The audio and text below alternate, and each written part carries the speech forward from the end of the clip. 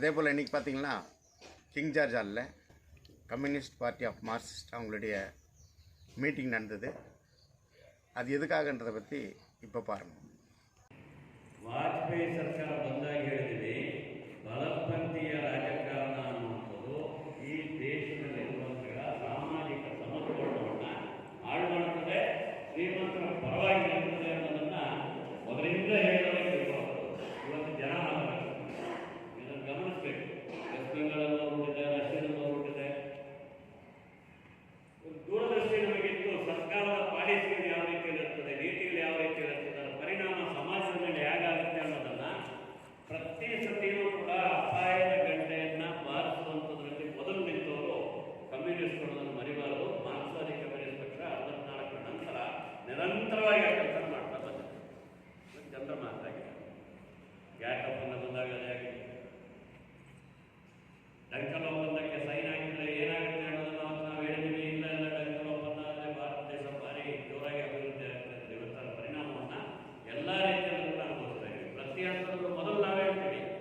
ನಾವು ಹೇಳಿದಾಗ ಅವ್ರಿಗೆ ಬೇರೆ ಕೆಲಸನೇ ಇಲ್ಲ ಅಂತಾರೆ. ಯಾವ ಜನ ನಂಬರವಾಗಿರ್ತಾರೋ ಅವರೇ ನಮ್ಮ ಜನ ಮಾತಾಡ್ಬಿಟ್ಟಿರ್ತಾರೆ. ಕೊನೆಗೆ ಕಷ್ಟ ಬಂದಾಗ ಅವರು ಅವತ್ತೇ ಹೇಳಿದ್ರು, ಕಾಲ ಬಿಟ್ಟೋಯ್ತು.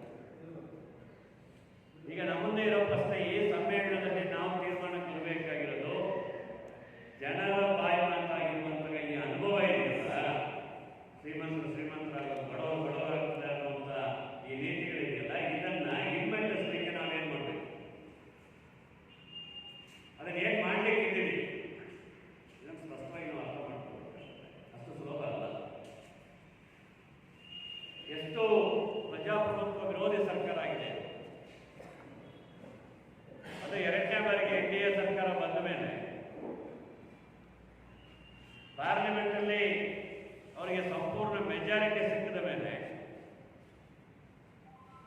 ಯಾವ ರೀತಿಯಾದಂತಹ ನೀತಿಗಳನ್ನು ಜಾರಿ ಮಾಡುತ್ತಿದ್ದಾರೆ, ಪ್ರಜಾಪ್ರಭುತ್ವದ ಎಲ್ಲ ಅಂಗಗಳನ್ನು ಹೆಂಗೆ ಕಡೆಗಣಿಸ್ತಿದ್ದಾರೆ ಅನ್ನೋದನ್ನು ನಾವು ಗಮನಿಸಬೇಕು. ಮೊದಲು ನಾವು ಶುರು ಮಾಡಬೇಕಾಗಿರೋದು ಎಲ್ಲಿಂದ? ನಮ್ಮ ಭಾರತಕ್ಕೆ ಅನ್ನುವಂತಹ ಒಂದು ಸ್ವತಂತ್ರವಾದಂತಹ ವಿದೇಶಾಂಗ ನೀತಿ ಅದು ಎಲ್ಲಿ ಬದಲಾಗಿದೆ?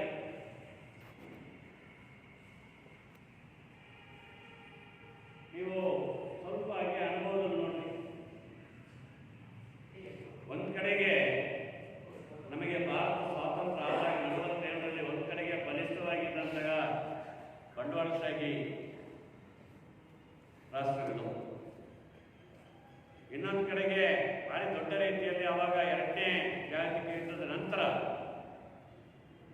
1912ರಲ್ಲಿ ಅವರು ಸರಿಯಾಗಿ ನೆನಪಿಸಿದ್ರು. ಕಾಮ್ರೇಡ್ ತಂಗರಾಜ್ ಮಾತಾಡುವಾಗ, ಇವತ್ತು ನವೆಂಬರ್ 7 ಅಕ್ಟೋಬರ್ ಕ್ರಾಂತಿ ಹೆಸರು ಅಂದರೆ ಹಳೆ ಕಾಲ. ನವೆಂಬರ್ 7ನೇ ಅದು ಕರೆಕ್ಟು ದಿನ. ನವೆಂಬರ್ ಕ್ರಾಂತಿ, ಅಕ್ಟೋಬರ್ ರೆವಲ್ಯೂಷನ್ ಇಡೀ ಜಗತ್ತನ್ನು ತಲ್ಲಣಗೊಳಿಸಿದಂತಹ ಸಮಾಜವಾದಿ ಕ್ರಾಂತಿ ಆದಮೇಲೆ ಬೆಳೆದಂತಹ ಸೋಷಲಿಸ್ಟ್ ಕಾಂಗ್ರೆಸ್.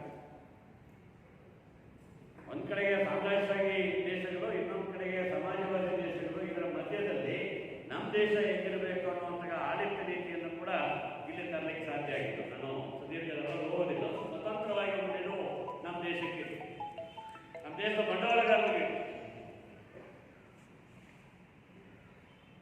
ಯಾವುದೇ ಸಂದರ್ಭದಲ್ಲೂ ಕೂಡ ಈ ಎರಡು ಕ್ಯಾಂಪ್ಗಳ ನಡುವಿನಲ್ಲಿ ನಡೀಲಿಕ್ಕೆ ಒಂದು ಪ್ರಯತ್ನ ಆಗ್ತಿತ್ತು. ನಾವು ಟೀಕೆ ಮಾಡ್ತಿದ್ದೀವಿ, ನಮ್ಮ ದೇಶದೊಳಗೆ ಬಡವರಿಗೆ ಹೇಗಿರಬೇಕು, ನೀವು ಸುಮ್ಮನೆ ಕಾನ್ಸ್ಟಿಟ್ಯೂಷನ್ ಸೋಷಲಿಸಂ ಸೇರಿಸಬೇಕು. ನಾವು ತಮಿಳಲ್ಲಿ ಒಂದು ಒಳ್ಳೆ ಸ್ಲೋಗನ್ ಆಗ್ತಿದ್ರು, ಸೋಷಲಿಸಂ ಏನಿಲ್ಲ, ಸೋಸಕ್ಕಿಲ್ಲ ವೀಟಿಲ್ಲ. ಸೋಷಲಿಸ್ಟ್ ಕಂಟ್ರಿ ಅಂತ ಮಾಡ್ಬಿಡೋದಲ್ಲ, ಊಟ ಕನಿಷ್ಠ ಜೀವಾಧಾರವನ್ನು ಜನರಿಗೆ ಕೊಡಬೇಕು, ಅದೇ ಸಮಾಜವಾದ ಅಂತ ಹೇಳಿ ನಾವು ಹೋರಾಟ ಮಾಡ್ತಿದ್ದೀವಿ ಅವಾಗಲೂ ಕೂಡ. ಆದರೆ ಒಂದು ನಮಗೊಂದು ನಿರ್ದಿಷ್ಟವಾದಂತಹ ಒಂದು ವಿದೇಶಾಂಗ ನೀತಿ ಇತ್ತು. ಈಗ ಸಂಪೂರ್ಣವಾಗಿ ಅಮೆರಿಕದ ಅಡಿಯಾದಾಗಿರ್ತಕ್ಕಂಥ, ಅಮೆರಿಕದವರು ಯಾರ ಜನಕ್ಕೆ ಇರ್ತಾರೋ ಅವ್ರ ಜನಕ್ಕೆ ನೀವೆಲ್ಲರೂ ನೋಡಿದ್ದೀರಾ. ಅಮೆರಿಕದಲ್ಲಿ ಪ್ರೆಸಿಡೆಂಟ್ ಚುನಾವಣೆ ನಡೆದಾಗ ಈ ಬಿಡನ್ ಗೆಲ್ತಾರೆ ಅನ್ನುವಂತಹ ಪರಿಸ್ಥಿತಿ ಇದ್ದಾಗ ಹಿಂದೆ ಇದ್ರಲ್ಲ ಟ್ರಂಪ್ ಗೆಲ್ಲಬೇಕು ಅಂತ ಯಜ್ಞ ನಡೆದದನ್ನು ಕೇಳಿದಿರ? ಭಾರತದಲ್ಲಿ ನಡೀತು. ಟ್ರಂಪ್ ಗೆಲ್ಲಬೇಕು ಅಂತ ಯಜ್ಞ ನಡೆದಿದೆ.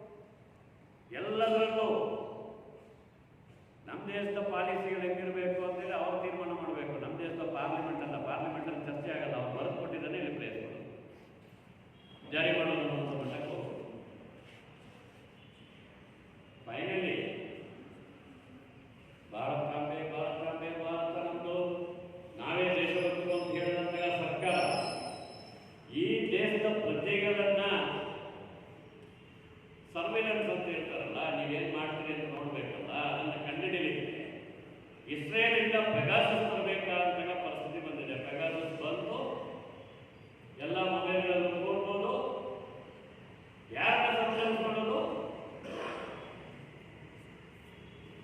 ಎಲ್ಲ ರೀತಿಯಾದಂತಹ ಪವರ್ ಇರುವಂತಹ ಮೆಜಾರಿಟಿಯನ್ನು ಪಾರ್ಲಿಮೆಂಟ್ ಇಟ್ಕೊಂಡಿರುವಂತಹ ಸರ್ಕಾರ, ನಾವೇ ವಿಶ್ವಗುರು ಅಂತ ಹೇಳುವಂತಹ ಸರ್ಕಾರ ತನ್ನ ಸ್ವಂತ ಪ್ರಜೆಗಳನ್ನ ಗುಪ್ತಾಚಾರ ನಡವಳಿಕೆಗಳಿಗೆ ಒಳಮಾಡೋದು, ಅವ್ರಿಗೆ ಏನ್ ಮಾಡ್ತಾರೆ ಅಂತ ಸರ್ವೆಲೆನ್ಸ್ ಮಾಡೋದು, ಸರ್ಕಾರದ ವಿರುದ್ಧ ಯಾರು ಮಾತಾಡಿದ್ರು ಸೆಡಿಷನ್ ಕೇಸ್ ಹಾಕಿ ಜೈಲಿಗೆ ತರಿಸೋದು. ಪ್ರತಿ ದೊಡ್ಡ ಇರಲಿಲ್ಲ. ಈ ದೇಶದ ಬಡವರ ಬಗ್ಗೆ, ಬಡತನದ ಬಗ್ಗೆ ಮಾತಾಡಬಹುದು, ಬಡತನದ ಬಗ್ಗೆ ಮಾತಾಡಬಹುದು ಬೇಕಾದ್ರೆ. ಯಾಕೆ ಬಡತನ ಇದೆ ಅಂತ ಯಾರು ಮಾತಾಡಬಹುದು? ಬಡತನ ಯಾಕಿದೆ ಅಂದ್ರೆ ಶ್ರೀಮಂತರಾಗ್ತಾರೆ, ಯಾಕೆ ನೀವು ಇದನ್ನು ಮಾಡ್ತಾ ಇದ್ರಿ, ಯಾಕೆ ಇದನ್ನು ಮಾಡ್ತಾರೆ ಅನ್ನುವಂತಹ ಪ್ರಶ್ನೆಗಳು ಮಾಡಿದ್ರೆ ಅವರು ದೇಶದ್ರೋಹಿಗಳಾಗಿ ಜೈಲಿಗೆ ಹೋಗುವಂತಹ ಪರಿಸ್ಥಿತಿ. ಬಡತನ ನಿವಾರಣೆಗೆ ಬೇಡಿಕೆಗಳಿದ್ರೆ ಅವ್ರನ್ನ ಜೈಲಿಗೆ ಕಳಿಸುವಂಥದ್ದು. ಎಷ್ಟು ಜನ ಇವರ ನೀತಿಗಳ ವಿರುದ್ಧ ಹೋರಾಟ ಮಾಡಿದವ್ರನ್ನ ಜೈಲಿಗೆ ಕಳಿಸಬೇಕಾದಂತಹ ಪರಿಸ್ಥಿತಿ ಇದೆ ದೇಶ ನೋಡಿದೆ ಈಗ. Complete shift.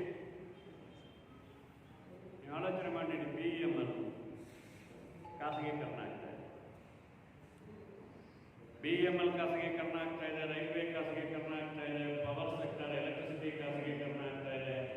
ಇದೆಲ್ಲ ಏನು ಖಾಸಗೀಕರಣ ಅಂತ ಹೇಳಿದ್ರೆ ಜನಕ್ಕೆ ಕೋಪ ಬಂದ್ಬಿಡ್ತದೆ ಹೇಳೋದಕ್ಕೆ ಭಾರಿ ಒಳ್ಳೆಯ ಹೆಸರಿಟ್ಬಿಟ್ಟವ್ರೆ. ನ್ಯಾಷನಲ್ ಮಾನಿಟೈಸೇಷನ್ ಪೈಪ್ಲೈನ್, KGF ಅಲ್ಲಿ ನಿಮ್ಗೆ ಅರ್ಥ ಆಗುತ್ತೆ. ಬೇರೆ ಕಡೆ ಮಾತಾಡೋದು ನಾವು ಭಾರಿ ಕಷ್ಟ ಬೀಳ್ತಿದ್ದೀವಿ ಅದನ್ನು ಬರೆಸಲಿಕ್ಕೆ. ನ್ಯಾಷನಲ್ ಮಾನಿಟೈಸೇಷನ್ ಪೈಪ್ಲೈನ್ ಹೆಸರು ಅಂದರೆ ಏನದು? ಏನದು ನ್ಯಾಷನಲ್ ಮಾನಿಟೈಸೇಷನ್ ಪೈಪ್ಲೈನ್ ಅಂತ ಕೇಳಿದ್ರೇನು? ಯಾರು ರಿಯಾಕ್ಟ್ ಮಾಡ್ತಾ ಇಲ್ಲ? ಜಲೀನ ಕೇಳಿದ್ರಲ್ಲ, ಏನದು ನ್ಯಾಷನಲ್ ಮಾನಿಟೈಸೇಷನ್ ಪೈಪ್ಲೈನ್? ಅವರು ಬ್ಯೂಟಿಫುಲ್ ಆಗಿ ಕಾರಣ ಹೇಳಿದ್ದಾರೆ. There are lot of assets owned by central government. Analyse ಮಾಡಬೇಕು ಅಂತಂದ್ರೆ ಈ ಡೇಟಾನ ಮಾರ್ಬಿಡ್ತಾರೆ. ಸೊ ಈ ದೇಶದ ಮೇಲೆ ನಂಬಿಕೆ ಇಟ್ಟು ನಾನು ಇಲ್ಲಿ ಬದುಕುವಾಗ ನನ್ನ ಚಟುವಟಿಕೆಯಿಂದ ಈ ಸರ್ಕಾರ ಗಮನಿಸ್ತಾ ಇದೆ ಅಂತ ನಾನು ಅವಕಾಶ ಕೊಟ್ಟರೆ ಅದು ಎಲ್ಲಾನ ಸೇರಿಸಿ ಒಬ್ಬ ಮಾಲೀಕರಿಗೆ ಮಾರ್ಬಿಡ್ತಾರೆ. ಡೇಟಾ ಆಲ್ಸೋ ಡೇಟಾ, ನಾನು ಎಲ್ಲಿ ಹುಟ್ಟಿದ್ದೀನಿ, ಏನು ಮಾಡಿದ್ದೀನಿ, ಪ್ರತಿದಿನ ಏನು ಮಾಡ್ತೀನಿ, ಯಾರಿಗೆ ದುಡ್ಡು ಕೊಡ್ತೀನಿ, ಯಾರ ಜೊತೆಗೆ ಮಾತಾಡ್ತೀನಿ, ಏನು ಮಾಡ್ತೀನಿ, ಇದೆಲ್ಲ ಡೇಟಾ ಏನಿದೆ ಇದನ್ನು ಕೂಡ ಮಾರಾಟದ ವಸ್ತುವಾಗಿ ಮಾಡಿಬಿಟ್ಟಿರ್ತಕ್ಕಂಥ ಪರಿಸ್ಥಿತಿಯನ್ನು ನಾವು ನೋಡ್ತಾ ಇದ್ದೀವಿ. ದಿಸ್ ಇಸ್ ಈಗ ಲೇಟೆಸ್ಟ್. ಸೊ ಮಾನಿಟೈಸೇಷನ್ ಅಂದರೆ ಏನು? ಪ್ರತಿ ಪ್ರಜೆಯ ಆಂತರಿಕ ವಿಚಾರಗಳನ್ನು ಮಾರಾಟಕ್ಕೆ ಎಲ್ಲವನ್ನು ಮಾಡೋದು. ಇಡೀ ದೇಶಕ್ಕೆ ಮಾತ್ರ ಅಲ್ಲ, ಈ ಪ್ರೈವೇಟೈಸೇಷನ್ ಅಂದ್ಕೊಳ್ಳೇನೆ ಯಾವುದೋ ಫ್ಯಾಕ್ಟ್ರಿ ಮಾಡ್ತಾರೆ, ರೈಲ್ವೆ ಮಾಡ್ತಾರೆ, ಏರೋಪ್ಲೇನ್ ಮಾಡ್ತಾರೆ ಅಂತ ತಿಳ್ಕೊಬೇಡ್ರಿ, ನಿಮ್ಮನ್ನೇ ಮಾಡ್ತಾ ಇದ್ದಾರೆ. Every citizen of this countries and same. ಗುಲಾಮರನ್ನಾಗಿ ಮಾಡೋಕ್ಕೆ ಯಾವುದೋ ಕಾರ್ಪೊರೇಟ್ ಕಂಪನಿಗಳಿಗೆ, ಮತ್ತೊಬ್ಬರಿಗೆ ನಮ್ಮ ಚಟುವಟಿಕೆಗಳನ್ನು ನೋಡ್ಕೊಂಡು ನೀವೇನು ಮಾಡಬೇಕು, ಇನ್ವೆಸ್ಟ್ಮೆಂಟಿಗೆ, ಮತ್ತೊಂದಕ್ಕೆ, just you are not citizens, commodities.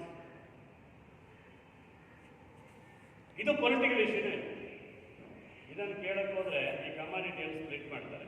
ನೀನು ತಮಿಳು, ನೀನು ಕನ್ನಡ, ನೀನು ಮುಸಲ್ಮಾನ, ನೀನು ಹಿಂದೂ, ನೀನು ಕ್ರೈಸ್ತ, ಅದ್ರ ಜೊತೆಗೆ ಜಾತಿ, ಜಾತಿ ಒಳಗೆ ಒಳಜಾತಿ, ನೀವು ಹೊಡೆದಾಡ್ಕೊಂಡು ಸಾಯಿರಿ, ನಾವು ದೇಶ ಮಾಡ್ತೀವಿ. ಈಗ ನಮ್ಮ ಮುಂದೆ ಇರೋ ಪ್ರಶ್ನೆ, ಈ ದೇಶದ ಜನತೆಯ ಮೇಲೆ ಸರ್ಕಾರನೇ ನಡೆಸುವಂತಹ ದಾಳಿಯನ್ನು ತಡೆದು ನಡೆಸೋದೇ. ಇಲ್ಲಿ ಮಾರ್ಕ್ಸ್ವಾದಿ ಕಮ್ಯುನಿಸ್ಟ್ ಪಕ್ಷದ ಪ್ರತಿ ಸದಸ್ಯ, ಸೈನಿಕ ಸದಸ್ಯ ಬೆಂಬಲ, ಪ್ರತಿಯೊಬ್ಬರು ಕೂಡ ಸೈನಿಕರಾಗಿ ನಿಲ್ಲಬೇಕಂತ ಅನಿವಾರ್ಯತೆ ಇದೆ. ನಮ್ಮ ಕಾಂಬಿನೇಷನ್ ನೋಡ್ರಿ, ಇದು ಓಲ್ಡ್ ಬೆಟಾಲಿಯನ್, ಯಂಗ್ ಬೆಟಾಲಿಯನ್ ಬೇಕು.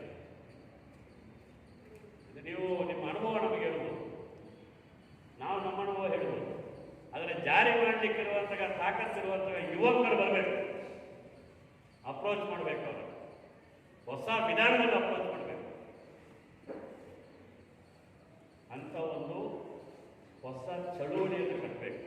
ಇವತ್ತು ನಮ್ಮ ಮುಂದೆ ಇರುವಂತಹ ಗಂಭೀರವಾದಂತಹ ಪ್ರಶ್ನೆ. ಹಾಗಾಗಿನೇ ಜನರ ಪ್ರಶ್ನೆಗಳನ್ನ ಕೈಗೆತ್ತಿಕೊಂಡು ಜನರ ಜೊತೆಗೆ ಜೀವಂತ ಸಂಬಂಧಗಳನ್ನು ಇಟ್ಕೊಂಡು ನಡೆಸುವಂತಹ ಒಂದು ಚಳುವಳಿಯನ್ನು ಕಟ್ಟಿ ಬೆಳೆಸಲಿಕ್ಕೆ ಈ ಸಮ್ಮೇಳನಗಳು ಕಾರಣ ಆಗ್ತದೆ. ನಾವು ತೀರ್ಮಾನ ಮಾಡಿದ್ದೀವಿ ನವೆಂಬರ್ 26, 1 ವರ್ಷ ಆಗ್ತಾ ಇದೆ ರೈತರ ಹೋರಾಟ ಮಾಡ್ತಿದ್ದಾರೆ. ಅದು ಕೇವಲ ರೈತರ ಹೋರಾಟ ಅಲ್ಲ, ಈ ದೇಶದ ಜನತೆಯ ಹೋರಾಟ, ಒಂದು ಸರ್ಕಾರದ ದಾಳಿಯ ವಿರುದ್ಧ ಜನ ನಡೆಸುವಂಥ ಹೋರಾಟ. ನವೆಂಬರ್ 26ಗೆ ಇಡೀ ದೇಶಾದ್ಯಂತ ಪ್ರತಿಭಟನೆಗಳಾಗಬೇಕು. KGF ಈಗಾಗಲೇ ಕಾರ್ಮಿಕ ಸಂಘಟನೆಗಳು ತೀರ್ಮಾನಕ್ಕೆ ಬಂದಿದ್ದಾರೆ. ಬಜೆಟ್ ಅಧಿವೇಶನ ಸಂದರ್ಭಕ್ಕೆ 2 ದಿನಗಳ ಅಖಿಲ ಭಾರತ ಮುಷ್ಕರಕ್ಕೆ ಹೋಗಬೇಕು, ತಯಾರಾಗಬೇಕು. KGF ಬಂದ್ ಆಗಬೇಕು 2 ದಿನ ಕೂಡ. ಜನಕ್ಕೆ ವಿಶ್ವಾಸ ಬರ್ತದೆ. ಯಾರು ವಿರೋಧ ಮಾಡ್ತಾರೋ ಆಮೇಲೆ ವಿಶ್ವಾಸ ಬರ್ತದೆ. ವಿರೋಧ ಮಾಡೋರನ್ನ ಹಾಗಾಗಿನೇ ಪತ್ರಿಕೆಯವರು ಪತ್ರಿಕೆಯವರಿಗೆ ಬೇಜಾರು ಮಾಡ್ಕೊಬೇಡಿ, ನೀವು ಬರೆದು ಕಳಿಸ್ತೀರಿ. ಅವರು ಸರ್ಟಿಫಿಕೇಟ್ ಕೊಟ್ಟಿದ್ದಾರೆ ತಮಿಳಲ್ಲಿ KGFನ ಪತ್ರಿಕೆಯವರು ಎಂಥವ್ರು ಅಂತ. ನೀವು ಬರೆದು ಕಳಿಸಿದ್ರೆ ಅವ್ರು ಹಾಕಲ್ಲ, ಇಲ್ಲ KGF ಮಾತ್ರ ಹಾಕ್ತಾರೆ. ಕರ್ನಾಟಕ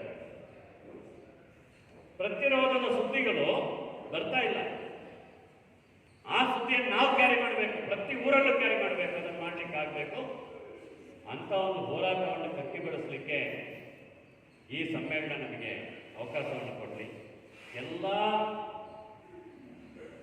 ಬದುಕಿನ ಎಲ್ಲ ಅಂಗಗಳಲ್ಲೂ ಕೂಡ ರಾಜಕೀಯ ತುಂಬಿದೆ. ರಾಜಕೀಯವಾಗಿ ಯಾವುದಿಲ್ಲ. ಮಾತನಾಡಕ್ಕೆ ಹಿಂಜರಿದ್ರೆ ಬದುಕಿಲ್ಲ. ಮಾತನಾಡಿಸ್ಬೇಕು ಜನರ ಕೈಯಲ್ಲಿ. ಅದು ಪ್ರತಿರೋಧವಾಗಿ ಬದಲಾವಣೆ ಆಗಬೇಕು. ಈ ನೀತಿಗಳನ್ನು ಹಿಮ್ಮೆಟ್ಟಿಸುವಂತಹ ಒಂದು ಹೋರಾಟವಾಗಿ ದೊಡ್ಡ ಚಳುವಳಿಯಾಗಿ ವ್ಯಾಪಿಸಬೇಕು. ಅದಕ್ಕೆ KGF ಕೂಡ ಕೋಲಾರ ಜಿಲ್ಲೆಯಲ್ಲಿ ಒಂದು ನೆಲೆಯಾಗಬೇಕು. ಅದರ ಕಡೆಗೆ ನಾವೆಲ್ಲರೂ ಕೂಡ ಗಮನ ಕೊಡೋಣ. ಅಂಥ ಒಂದು ಉತ್ತಮ ತೀರ್ಮಾನಗಳು ಈ ಸಮ್ಮೇಳನದಲ್ಲಿ ಮೂಡಿಬರಲಿ. ತಾಲೂಕಾ ಮಾಡೋಣ ಕೋಲಾರಿಗೆ எப்பயுமே KGF ஒரு இது ஒன்று இன்னைக்கு நீங்கள் கவனிக்கணும். அந்த KGFல நம்ம தியாகிகளோட இதுக்கு ரீசெண்டாக IT செக்டர் பசங்களாம் வந்தாங்க. சாஃப்ட்வேர் பசங்க வந்து நாங்கள் சமாதியில் நின்று ஃபோட்டோலாம் எடுத்தது பெரிய அளவில் சோசியல் மீடியாவில் கேம்பெயின் பண்ணிட்டு இருக்காங்க. இன்னொரு தடவை ஹிஸ்ட்ரி பெரிய நல்ல கேம்பெயின். பழசு மட்டுமே பேசிட்டு இருக்க முடியுமா? அப்பையும் அன்னைக்கு அவங்க பேசினாங்க, பண்ணாங்க. இன்னைக்கு நம்ம பேசுகிறோம். நாளைக்கு அவங்க என்ன பண்ணுவாங்க? அன்னைக்கு பண்ணாங்க, அதை அவங்க பேசிக்கிட்டே இருந்தாங்க. அவ்வளோதான். நீங்கள் என்ன பண்ணீங்க? அடுத்து வரக்கூடிய தலைமுறைக்கு நம்ம என்ன சாட்சி வைக்கணும்? அந்த சாட்சி மோடி கவர்மெண்ட்டை எதிர்த்து இந்த நாட்டோட சுதந்திரத்தையும் சுயேட்சாத்தையும் அடமானம் வைக்கக்கூடிய இந்த கேடுகட்ட நீதிகளை எதிர்த்து நம்ம நடத்தக்கூடிய போராட்டமாக இருக்கட்டும். இந்த போராட்டம் வளரட்டும். அதுக்கு கோலார் 23வது இந்த தாலுகா மாநாடு ஒரு அறைகூலாக இருக்கட்டும். அந்த மாதிரி ஒரு தீர்மானங்கள் சர்ச்சை பண்ணி KGF நகரத்துக்காகவும் ஒட்டுமொத்த அரசியல் பங்களிப்பு செய்யக்கூடிய விதத்தில் தீர்மானங்கள் இந்த மாநாடு நிறைவேற்றட்டும் என்று விரும்பி இந்த மாநாடு துவக்கப்பட்டதாக அறிவித்து என்னுடைய ಏನಂದರೆ ನ್ಯಾಷನಲ್ ಮಾನಿಟೈಸೇಷನ್ ಪೈಪ್ಲೈನ್ ಅದು ದೊಡ್ಡ ಪೈಪ್ಲೈನ್. ಮಾರುತಿ ಕಾರ್ ಒಳಗಡೆ ಹೋಗೋದು ಪೈಪ್ಲೈನ್ ಅಂತ. ಅಷ್ಟು ದೊಡ್ಡ ಪೈಪ್. ಅದರಿಂದ ಆಸ್ತಿಯಿಂದ ಪ್ರಯೋಜನಕ್ಕಿರುವಂಥ ಆಸ್ತಿ ಬರಡು ಭೂಮಿ ಅಂತ ಹೇಳ್ತಾರಲ್ಲ, அந்த வறண்ட பூமியிலிருந்து தண்ணி எடுத்து பைப்புல பெரிய பைப்பு மாருதி கார் உள்ள போற மாதிரி இருக்க பைப்புல தண்ணி கொண்டு வந்து, தண்ணினா காசு கொண்டு வந்து சென்ட்ரல் கவர்மெண்ட் கஜானாவை நிரப்ப போறோம். 1.4 லட்சம் கோடி ரூபாய் ಮಾನಿಟೈಸೇಷನ್ ಪೈಪ್ ಲೈನ್ ಬರಬಹುದು. ಇದೆಲ್ಲ ಬರಡು ಭೂಮಿ. ಸರ್ಕಾರಕ್ಕೆ ಆದಾಯನೇ ಬರೋದೇನೆ ಸರ್ಕಾರದ ಹತ್ರ ಇರುವಂತಹ ಆಸ್ತಿ ಯಾವುದು ಅದನ್ನು ಲಿಸ್ಟ್ ಔಟ್ ಮಾಡಿದ್ದಾರೆ. ಭಾರಿ ಸೂಕ್ಷ್ಮವಾಗಿ ಕೇಳ್ಕೊಂಡ್ರೆ ಬೇಕಾದ್ರೆ ನೀವು ಹೋಗಿ ನ್ಯಾಷನಲ್ ಮಾನಿಟೈಸೇಷನ್ ಪೈಪ್ಲೈನ್ ಪ್ರಾಜೆಕ್ಟ್ ಇದೆಯಲ್ಲ, ಆ ಸ್ಕೀಮನ್ನು ನೀವು ಅವ್ರು ಹೇಳಿರೋದು ಇಷ್ಟೇನೆ, ಪ್ರಯೋಜನ ಇಲ್ಲದೆ ಇರುವಂತಹ ಆಸ್ತಿಯಿಂದ ಸರ್ಕಾರಕ್ಕೆ ಹಣ ಬರಂಗೆ ಮಾಡ್ತೀವಿ, ಅದನ್ನ ಇಟ್ಕೊಂಡು ಜನರಿಗೆ ಒಳ್ಳೇದು ಮಾಡ್ತೀವಿ ಅನ್ನುವಂಥದ್ದು ಅವ್ರು ಡಿಕ್ಲೇರ್ ಮಾಡಿದ್ದು. ಯಾವುದೆಲ್ಲ ನ್ಯಾಷನಲ್ ಮಾನಿಟೈಸೇಷನ್ ಪೈಪ್ಲೈನಿಗೆ ಬರಡು ಭೂಮಿ ಅಂತ ಐಡೆಂಟಿಫೈ ಮಾಡಿದಾರೆ ಅಂದರೆ ನ್ಯಾಷನಲ್ ಹೈವೇಸ್. ನೀವು ಬೆಂಗಳೂರಿನ KGF ಹೋಗ್ಬೇಕಂದ್ರೆ ಅದು 20 ರೂಪಾಯಿ ಟೋಲ್ ಕೊಟ್ಟು ಬರಬೇಕು. ಇಲ್ಲಿ ಹೊಸಕೋಟೆಯಲ್ಲಿ ನೀವು ಸ್ವಲ್ಪ ಪುಣ್ಯ ಇನ್ನು 20 ರೂಪಾಯಿ ಟೋಲ್ ಕೊಡ್ತಾರೆ. ಬೆಂಗಳೂರಿಂದ ತುಮಕೂರು ಹೋಗ್ಬೇಕಾದ್ರೆ 70 ರೂಪಾಯಿ ಕೊಡಬೇಕು. 70 ಕಿಲೋಮೀಟ್ರಿಗೆ 1 ರೂಪಾಯಿ ನಾವು ಟೋಲ್ ಕೊಡ್ತಾ ಇದ್ದೀವಿ. ಒಂದು 4 ಲೇನ್ ರೋಡ್ ಹಾಕ್ಲಿಕ್ಕೆ 30 crores ಪಬ್ಲಿಕ್ ಮನಿ ಸ್ಪೆಂಡ್ ಆಗಿದೆ, ಖರ್ಚಾಗಿದೆ 30 ಕೋಟಿ 1 ಕಿಲೋಮೀಟರ್ ಮಾಡಲಿಕ್ಕೆ. 8,000 ಕಿಲೋಮೀಟರ್ಗಳನ್ನ ಖಾಸಗಿಯವರು ಕೊಟ್ಬಿಡ್ತೀವಿ ಅಂತಾರೆ. ಬರಡು ಭೂಮಿ ಅಂತ ದುಡ್ಡು ಬರಲ್ಲಂತೆ. ಈಗ ನಾವು ಕಟ್ತಾನೆ ಇದ್ದೀವಿ. ಏನೆಲ್ಲ ಕಟ್ತೀವಿ? ಗಾಡಿ ತಗೊಳ್ಳುವಾಗ life time tax, road tax ಕಟ್ಟಿರ್ತೀವಿ, ಗ್ರೀನ್ ಟ್ಯಾಕ್ಸ್ ಕಟ್ಟಿರ್ತೀವಿ. ಗಾಡಿ ತಗೊಂಡಾಗ್ಲೇನೆ ಪ್ರತಿ ಲೀಟರ್ ಪೆಟ್ರೋಲ್ ಹಾಕುವಾಗ, ಡೀಸೆಲ್ ಹಾಕುವಾಗ ಸೆಸ್ ಕೊಡ್ತೀವಿ ಇನ್ಫ್ರಾಸ್ಟ್ರಕ್ಚರ್ ಡೆವಲಪ್ಮೆಂಟ್ಗೆ. ಇಷ್ಟೆಲ್ಲ ಆದಮೇಲೆ ಆ ರೋಡಲ್ಲಿ ಹೋದಾಗ ಟೋಲು ಕೊಡ್ತೀವಿ. ನಾವು ಭಾರಿ ಮಾನ ಮರ್ಯಾದೆ ಜನ ಟೋಲು ಕೊಡ್ತೀವಿ. ಒಂದೊಂದು ಗಂಟೆಗೆ ಕೋಟಿಗಟ್ಟಲೆ ದುಡ್ಡು ಬರುವಂತಹ ಹೈವೇಸು ಬರಡು ಭೂಮಿ, ಅದನ್ನು ಖಾಸಗಿಯವರು ಕೊಡ್ತೀವಿ. ಒಳ್ಳೆ ಸರ್ಕಾರ ಅಲ್ಲ, ಕರೆಕ್ಟ್ ಅಲ್ಲ? ಒಪ್ಕೋಬೇಕು, ಜನ ಒಪ್ಕೋಬೇಕು. ಜನಕ್ಕೆ ಗೊತ್ತಿಲ್ಲ, ಏನೋ ಮಾನಿಟೈಸೇಷನ್ ಅಂತ ಬಿಡ್ರಿ, ಸುಮ್ಮನೆ ಖಾಲಿ ಬಿದ್ದರು ದುಡ್ಡು ಮಾಡ್ತಾರೆ ಅಂದ್ಕೊಂಡವ್ರು ಅಲ್ಲ. ರೈಲ್ವೆ ಎಲ್ಲ ರೈಲ್ವೆ ಸ್ಟೇಷನ್ಗಳನ್ನ ಖಾಸಗಿಯವರು ಕೊಡ್ತೀವಿ. ರೈಲ್ವೆ ದುಡ್ಡು ಬರ್ತಿರ್ಲಿಲ್ಲ.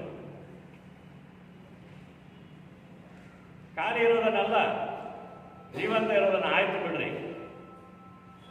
ಇನ್ನೊಂದು ಐಡೆಂಟಿಫೈ ಮಾಡಿದ್ದಾರೆ ಮಾನಿಟೈಸೇಷನ್ಗೆ, electricity projects, power projects, power manufacturing projects. ಅದು ಭಾರಿ ಮುಖ್ಯವಾಗಿ ಹೈಡ್ರೋ ಪ್ರಾಜೆಕ್ಟ್ಸ್.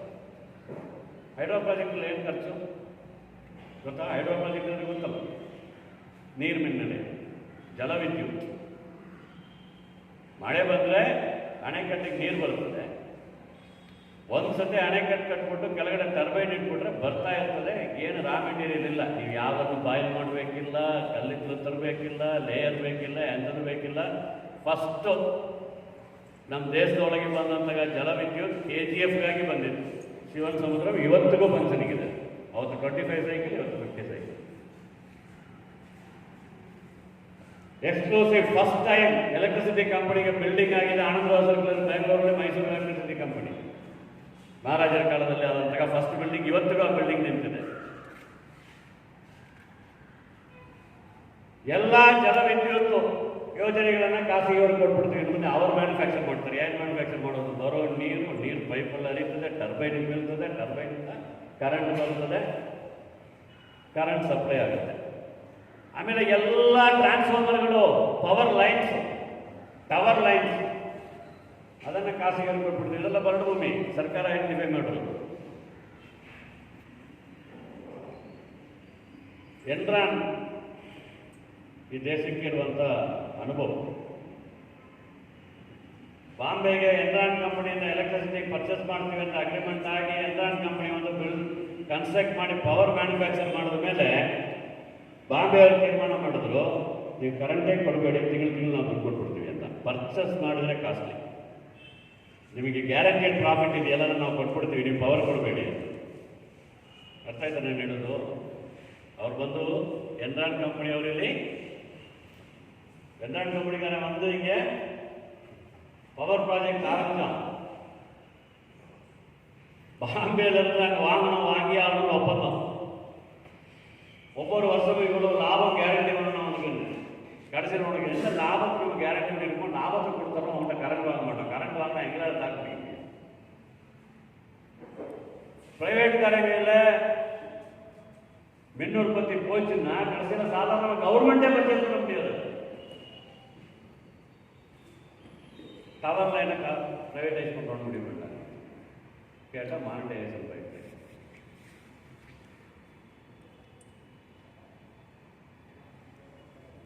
நீங்கள் அந்த லிஸ்ட் எடுத்து பார்த்தீங்கன்னா எதுலெல்லாம் இன்னைக்கு வரைக்கும் ஆக்டிவாக இருக்கணுமோ, எதெல்லாம் இந்த நாட்டுக்கு தேவையோ, அடிப்படையான சேவையோ, அது எல்லாத்தையும் பிரைவேட் காரண்ட்டை கொடுத்துருது. அது சொன்ன மாதிரி வறண்ட பூமி இல்லை, வாழ்க்கைக்கு ஆதாரம் இருக்கக்கூடிய எல்லா சேவைகளையும் தனியார் கொடுக்கணுங்கிறது new monetisation, national monetisation plan project, pipe line. எதையாவது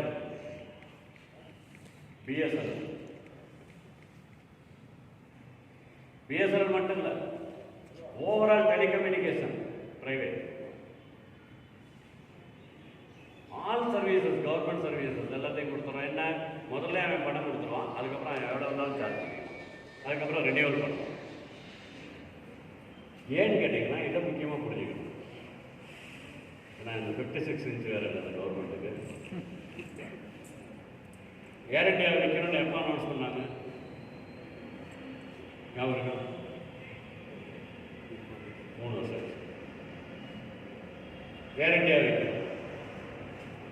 யாரும் வாங்க வரல, நடந்துகிட்டே இருந்துச்சு. கடைசியில் டாட்டாக்காரனே வாங்கிட்டான். அவன் என்ன கேட்டான்னாக்கும், நான் தான் முதல்ல இந்தியாவில் ஏர்லைன்ஸ் ஆரம்பிச்சது, ஏங்கிட்டது கவர்மெண்ட் ரொம்ப கம்மியான விலைக்கு வாங்கிச்சு. ஏன்னா எனக்கு திருப்பி கொடுக்கும்போது கம்மியான விலைக்கு கொடுக்கணும் ஓப்பனாக. கடைசியில் 16,000 கோடி ரூபாய்க்கு கொடுத்துருக்கோம். 16,000 கோடி ரூபாய் நிஜமாவே டாடா கம்பெனி கவர்மெண்ட் கொடுக்குறது எவ்வளோ? 3,000 கோடி ரூபா.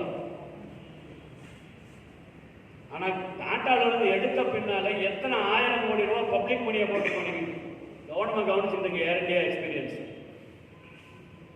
இன்னைக்கு எலக்ட்ரிசிட்டி மின்சாரத்தை தனியார் மயமாக்கணும்னு சொன்னாங்கன்னா அதுக்கு முன்னால் உஜ்வலா பிரஜ்வலா என்ன வந்து உஜ்வலா உஜ்வலா கேஸ் கரண்ட் பிரஜ்வலா ஏன்னா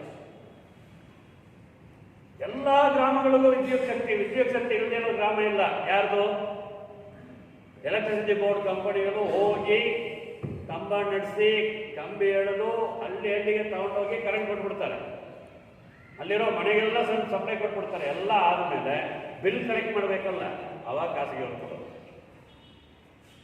ಇನ್ಫ್ರಾಸ್ಟ್ರಕ್ಚರ್ ಡೆವಲಪ್ ಮಾಡಲಿಕ್ಕೆ ಎಲ್ಲ கட்டுமானமும் செய்யறதுக்கு மக்களோட பணத்தை முதலீடு போட்டு பில் கலெக்ட் பண்ணும்போது மட்டும் பிரைவேட் கம்பெனி வந்துடும். மானிட்டைசேஷன் தான் சுவாவலம்பனை. என்னாச்சுன்னா நான் ஜஸ்ட் ஒரு சில உதாரணங்கள் சொன்னீங்க. நீங்கள் போய் அதை படித்து பார்த்தீங்கன்னா சாதாரணமாக இந்த மண்டையில் மூளைன்னு இருக்குல்ல, அதை வேலை செய்கிறவனால கோவப்படாமல் இருக்க முடியாது.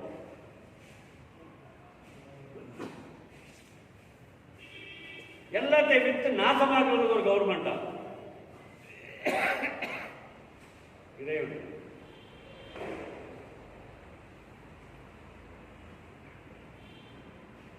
March 23 first lockdown. March 23 first lockdown. யாரையும் கேட்கல, திடீர்னு அனௌன்ஸ் பண்ணாங்க 2020. யார் எங்கே போகிறதுன்னு தெரியல, நடந்து போனாங்க, அதெல்லாம் தெரியும், கதையெல்லாம் தெரியும். ವಲಸೆ ಕಾರ್ಮಿಕರಿಗೆ ವಾಪಸ್ ಹೋದರು, ನಡೆದರು, ಕಿಲೋಮೀಟರ್ ಗಟ್ಟಲೆ ಸೈಕಲಲ್ಲಿ ಹೋಗಿದ್ದೆಲ್ಲ ಕತೆ ನಿಮ್ಗೆ ಗೊತ್ತಿದೆ. ಯಾರಿಗೆ ಅನೌನ್ಸ್ ಮಾಡಿದ್ರು ದಡನ ಅನೌನ್ಸ್ ಮಾಡಿದ್ರು. ಪ್ಯಾಂಡಮಿಕಲ್ಲಿದ್ದೀವಿ ನಾವು. ಇಡೀ ದೇಶದ ಜನ ಈ ಸಾಂಕ್ರಾಮಿಕ ರೋಗದಿಂದ ತತ್ತರಿಸುವಂತಹ ಸಂದರ್ಭದಲ್ಲಿ, ಜೀವಾಧಾರ ಇಲ್ಲ ಅನ್ನುವಂತಹ ಸಂದರ್ಭದಲ್ಲಿ ಆತುರವಾಗಿ ಜಾರಿಗೆ ತಂದಿದ್ದೇನು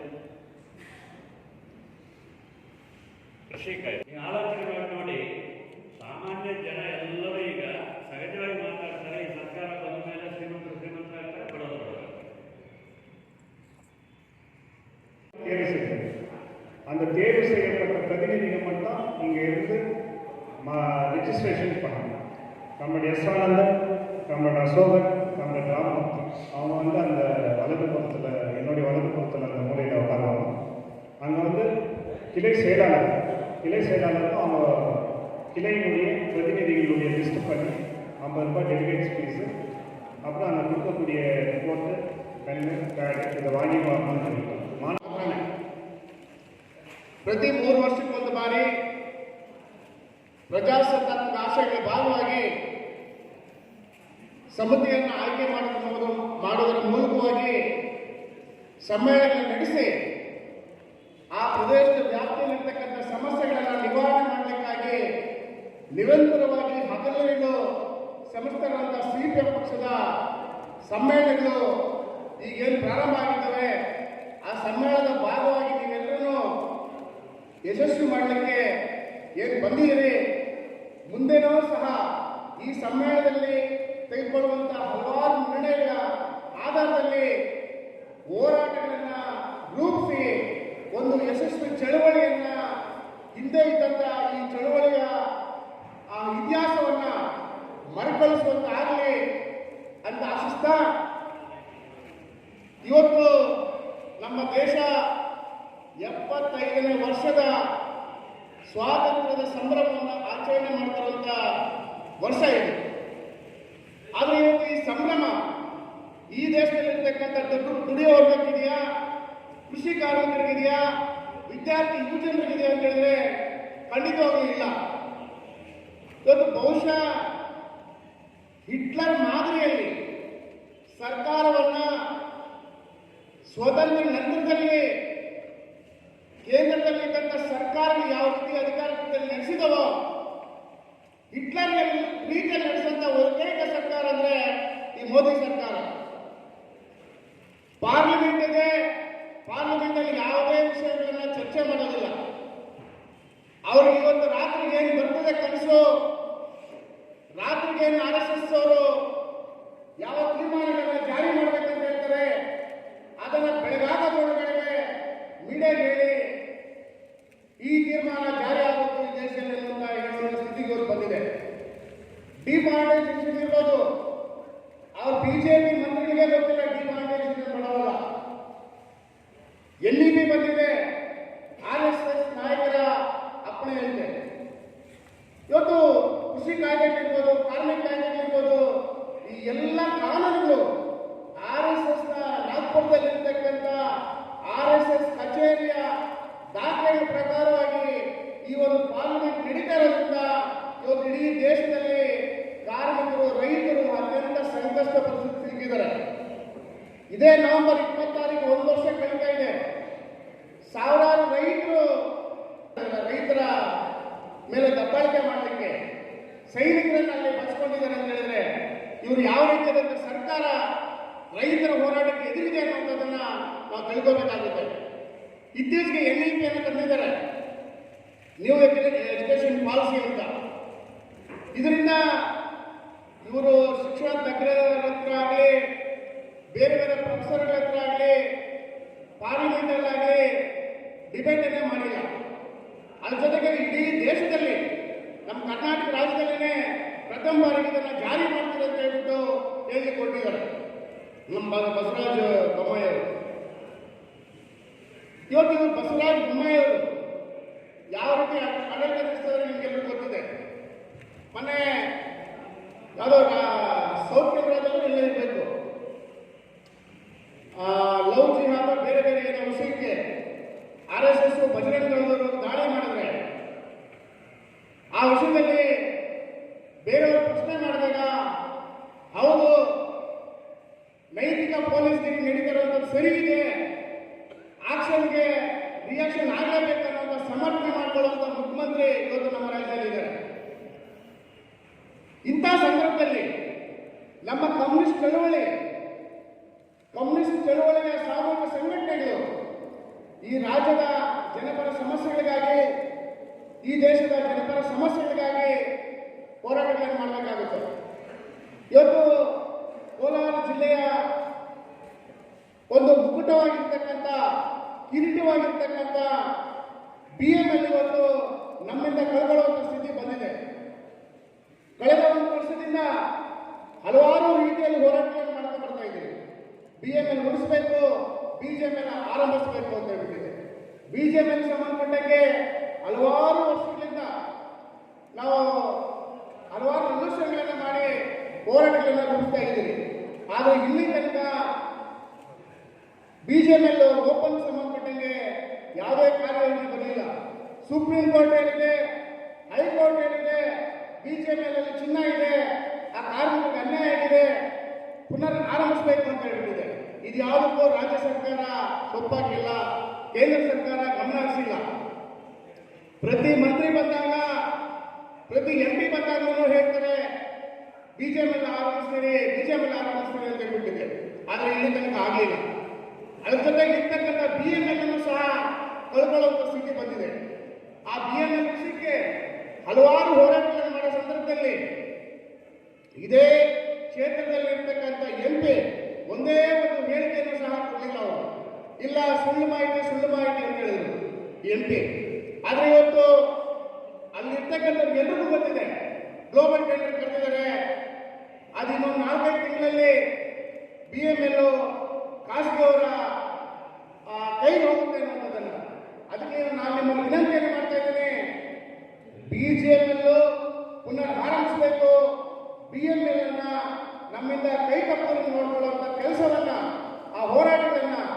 ಜನ ಚಳವಳಿಯನ್ನ ಕೋಲಾರ ಜಿಲ್ಲೆಯ ಜನ ಎಲ್ಲರೂ ಸೇರಿಕೊಂಡು ಒಗ್ಗಟ್ಟಾಗಿ ಹೋರಾಟಗಳನ್ನು ನಡೆಸೋದ್ರ ಮೂಲಕವಾಗಿ ಈ ಜಿಲ್ಲೆಗೆ ಒಂದು ಕಿರೀಟವಾಗಿರ್ತಕ್ಕಂಥ ಒಂದು ಹೆಮ್ಮೆಯ ಈ ಒಂದು ಕೈಗಾರಿಕೆಯನ್ನ ಉಳಿಸ್ಕೊಳ್ಳಿಕ್ಕೆ ನಾವು ನೀವೆಲ್ಲರೂ ಪ್ರಯತ್ನವನ್ನು ಮಾಡೋಣ ಅನ್ನೋದ್ರ ಜೊತೆಗೇನೆ ಈ ಪ್ರದೇಶದ ಸಮಗ್ರ ಅಭಿವೃದ್ಧಿಯ ಭಾಗವಾಗಿ ಇರ್ತಕ್ಕಂಥ ಹಲವಾರು ನಿರ್ಣಯಗಳನ್ನ ಕೈಗೊಳ್ಳೋದ್ರ ಮೂಲಕವಾಗಿ ಇವತ್ತೇನು ದಿನ ಬೆಳಗಾದ್ರೆ 16,000 ಯುವ ಜನರು ಈ ಪ್ರದೇಶವನ್ನು ಬಿಟ್ಟು ಬೆಂಗಳೂರಿಗೆ ಹೋಗಿ ರಾತ್ರಿ ಮಲಗುವಂತ ಬರುವಂತ ಸಂದರ್ಭ ಈ ಒಂದು ವ್ಯವಸ್ಥೆಯಲ್ಲಿದೆ.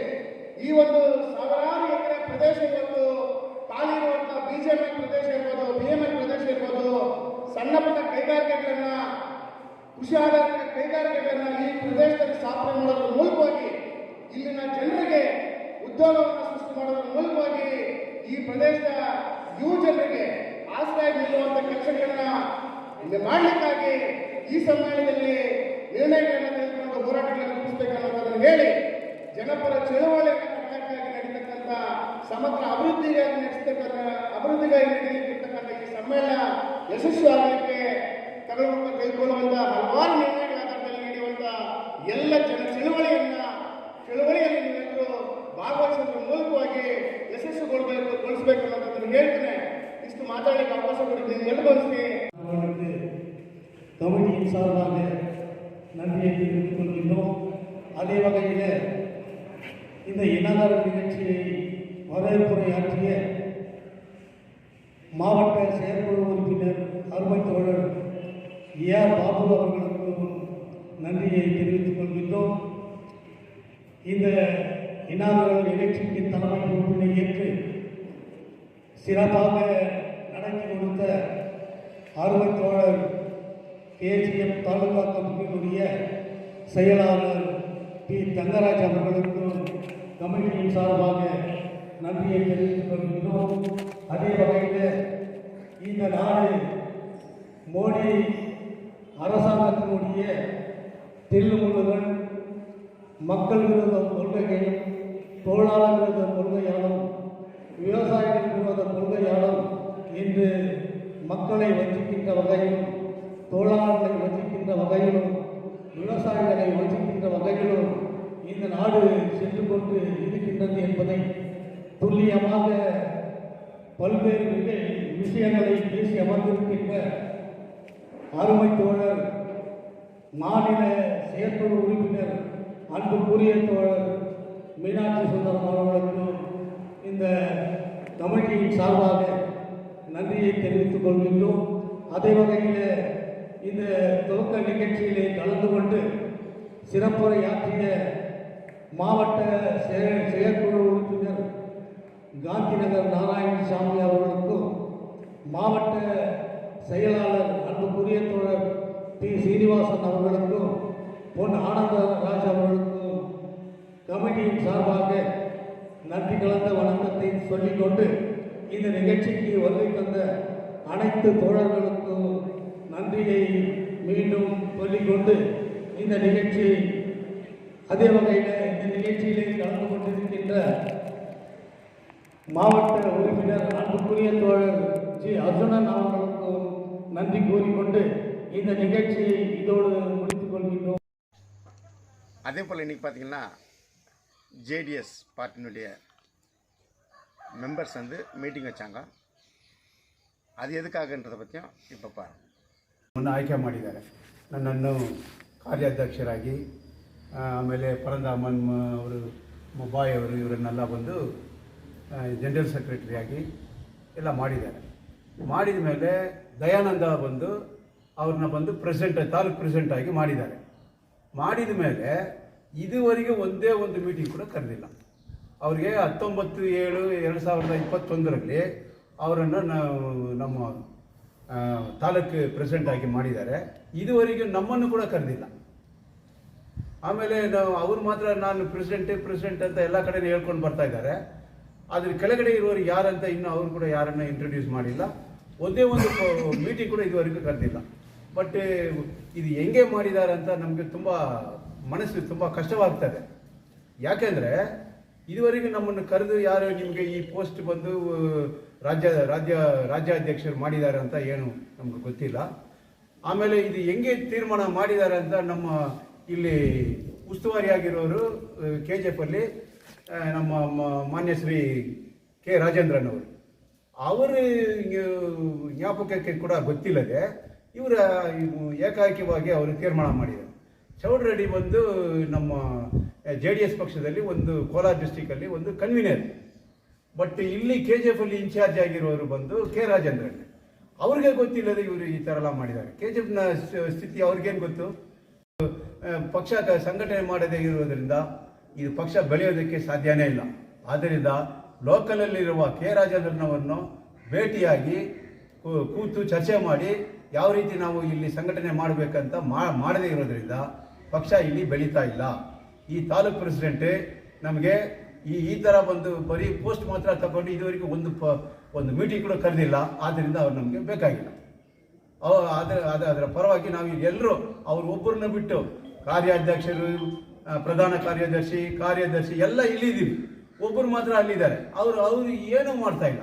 ಅದರಿಂದ ನಮಗೆ ತುಂಬ ನೋವಾಗ್ತಾ ಇದೆ. ಇದನ್ನು ಅತಿ ಶೀಘ್ರದಲ್ಲಿ ಅವರನ್ನು ವಜಾ ಮಾಡಿ ಅವರನ್ನು ತೆಗೆದುಬಿಟ್ಟು ನಾವು ನಮ್ಮ KGF ಅಲ್ಲಿ ನಮ್ಮ ಬೇತ್ಮಂಗ್ಲದಲ್ಲಿದ್ದಾರೆ. ಬೇತ್ಮಂಗ್ಲದಲ್ಲಿರುವ ಅವ್ರನ್ನ ಕೊಟ್ಟರೆ ಹಳ್ಳಿ ಕಡೆಯಿಂದ ಬೆಳೀತಾ ಇದೆ ಸಂಘಟನೆ, ನಮ್ಮ ಕಮಿಟಿ ಬೆಳೀತೆ. ಬರೀ KGF ಅಲ್ಲಿ ಎಲ್ಲರಿಗೂ ಕೊಟ್ಬಿಟ್ರೆ ಅವರು ವಿಲೇಜಲ್ಲಿ ಯಾರು ಮಾಡೋದು?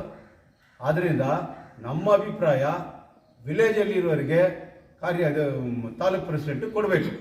ಅವ್ರಿಗೆ ಕೊಟ್ಟರೆ ಮಾತ್ರ ನಮ್ಮ ಪಕ್ಷ ಎಲ್ಲ ಕಡೆಯೂ ಬೆಳೆಯೋದಕ್ಕೆ ಸಾಧ್ಯತೆ ಇದೆ ಸರ್.